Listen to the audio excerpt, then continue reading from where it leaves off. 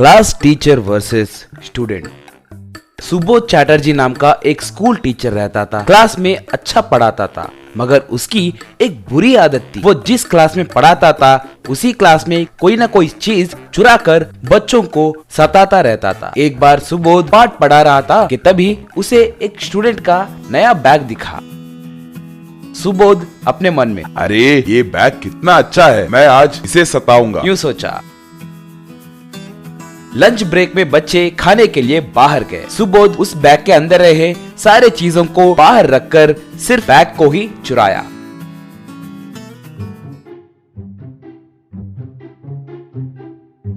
खाने के बाद अपने बैग को गायब हुआ देख कल्याण, अरे मेरा बैग कहाँ है, बैग कहाँ है, कहकर बैग के लिए यहाँ वहाँ ढूंढने लगा, मगर उसे बैग कहीं नहीं दिखने के कारण कल्याण तुरंत अपने क्लास टीचर सुबोध के पास जाकर, सर मेरा बैग खो गया है सर। सुबोध से कुछ पता नहीं जैसे चेहरा बनाकर, ओह ऐसा क्या, तूने अच्छे से ढूंढा ना? तूने ये बात और किसी से बताया क्या?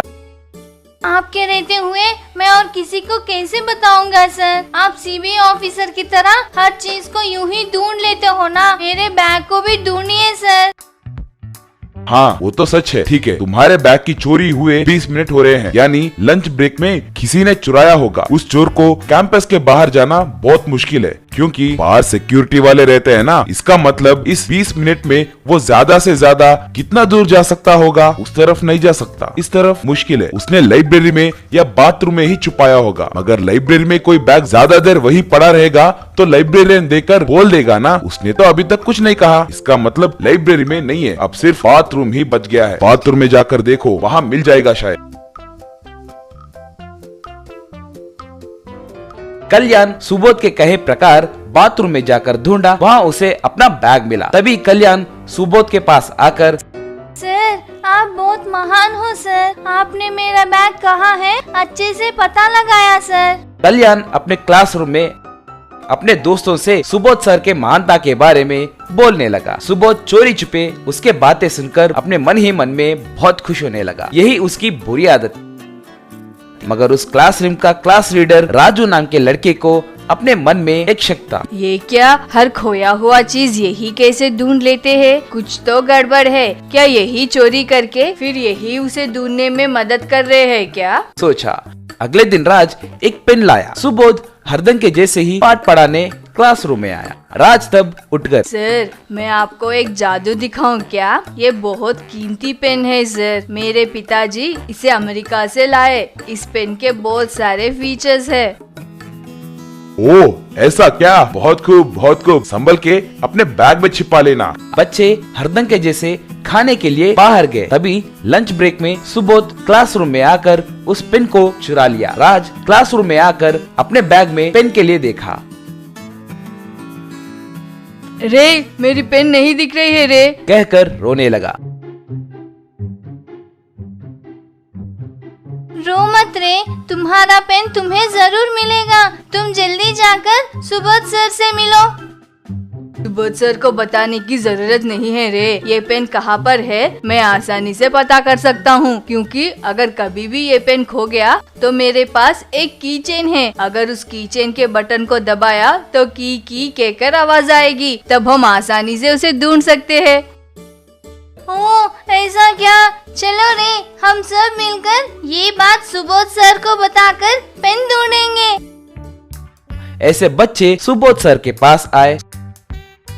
क्या हुआ बच्चों, सब ऐसे एक साथ क्यों आए?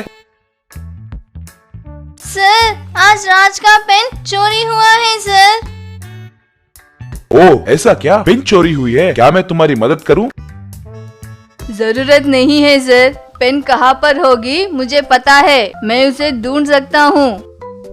ऐसे कैसे? सर मेरे पास एक की चेन है, इस की चेन के बटन को दबाया तो वो पेन जहाँ कहीं भी हो उसके अंदर से आवाजें आएंगी। कहकर की चेन निकालकर उस बटन को दबाया। बस की कहकर सुबोध सर के बैग के अंदर से आवाजें आने लगे। बस सारे बच्चे, ये क्या, सुबोध सर के बैग में से आवाजें आ रही हैं? कहकर आश्चर्य से उसे देखने लगे। ये क्या, तुम्हारा पेन मेरे बैग में कैसे? कहकर बात छुपाने की कोशिश करने लगा। सर, मुझे सब पता है सर। आप ही हो ना जिसने लंच ब्रेक में मेरे पेन को चुराया, मगर ऐसे कुछ पता नहीं जैसे बर्ताव क्यों करते हैं सर। परसों आप ही ने कल्याण के बैग को चुराकर फिर उसे ढूंढने में उसकी मदद की। शट अप, तुम मेरे बारे में क्या सोच रहे हो? कहकर उन्हें डांटकर वहां से भिजा दिया। और तब से सुबोध चोरी करने के लिए डरने लगा। एरवाड़ा के जेल में मुन्ना कहकर एक कैदी रहता था। वो एक लोमड़ी जैसा बहुत चालाक था। एक दिन उनके साथी कैदियों से, हेलो मेरे प्यारे कैदी साथियों, मैं जल्दी ही इस जेल से भागने वाला हूँ। आपको भी उस प्लान के बारे में बोलना है तो आप सब मुझे पैसे देना है। आपको भी प्लान कहता हूँ। ठीक है, अगर तुम हमारे पास पैसे लेने के बाद तुम अकेला ही भाग गया तो हमारा हाल क्या होगा? ठीक है, आपको डाउट आना भी सही है। मैं मेरा प्लान को आपको इंस्टॉलमेंट्स के जरिए कहता हूँ। आप भी इंस्टॉलमेंट्स में सुनकर पैसे इंस्टॉलमेंट में दीजिए। ये हुई ना बात। ठीक है, फिर फर्स्ट इंस्टॉलमेंट कब देना है? अभी दे दो। कहकर कैदियों के पास पैसे वसूल किया। अब सब तैयार रहना, प्लान में पहला हिस्सा कहता हूँ। कहकर उन पैसों को ले जाकर जेलर को दिया और जेलर से, सर ये रहे पैसे, मैं इस रात को जेल से भागने वाला हूँ। आपको जरा मुझ पर ध्यान नहीं देना है। ठीक है रे, अगर मैं देखा तो छोड़ देता हूँ और कोई देखा तो मुझे कोई संबंध नहीं है। ठीक है सर, आप बस आंख बंद कीजिए। कहकर उस रात को सब कैदियों को तेल की बोतल बेचते हुए, आइए बाबू आइए, सेकंड इंस्टॉलमेंट प्लान। सब लोग इस तेल का बॉटल्स को खरीदिए। एक बॉटल का दाम केवल 1000 रुपए। तेल के बोतल से हम क्या करेंगे रे? तेल मुंह कहीं का, हमें क्या उसे पापड़ बनाना है? ये तेल का बोतल तुम्हें पिलाऊंगा तो 2 दिन बाथरूम से बाहर नहीं निकलोगे। एग्जैक्टली, मेरा आइडिया भी वही है, लेकिन उसमें थोड़ा सा बदलाव है। कहता हूँ समझिए। फिर से ऐसे एड़े जैसा सवाल मत पूछिए।